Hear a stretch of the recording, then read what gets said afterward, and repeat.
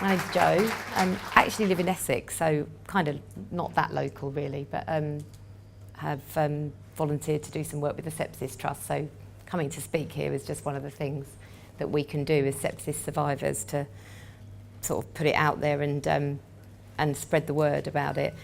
My experience was, well, a little bit like Edna actually, in that I just had a cough. That's how it all started.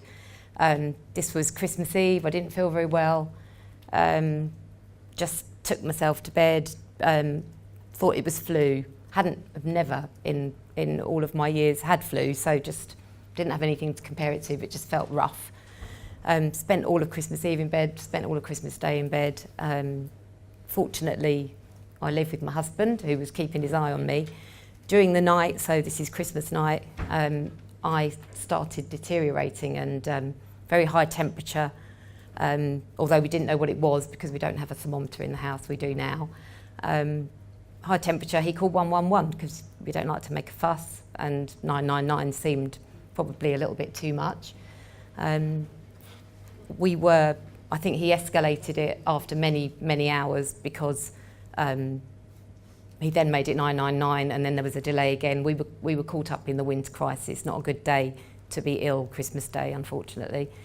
So got to hospital. They weren't really sure what was wrong with me, but what I do know, I know a lot about what happened to me now, but I didn't know a lot, and neither did my family when I was going through it.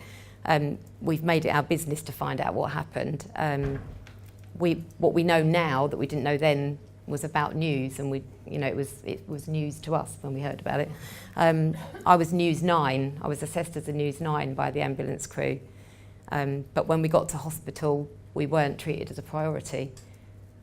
So things escalated, and to cut a long story short, I ended up in intensive care a couple of days later. So we had 2-3 days of complete inactivity, of not really being assessed, not really knowing what was wrong with me. What I can't be certain, what I or my family can't be certain of now, is that if we had been treated as a priority, as we should have been, I probably wouldn't have ended up in intensive care. I'd have been like Mr. Y, going home after 3 days. But I spent 5 weeks in hospital. I think I got sepsis again while I was in hospital due to a line infection.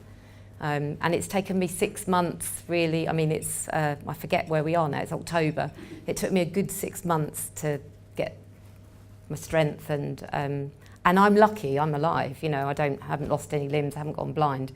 I've ended up, for some reason, on the right side of the statistics, and lucky, and if I didn't already do the lottery, I'd buy a lottery ticket. So I consider myself very lucky to be able to be standing here talking to you.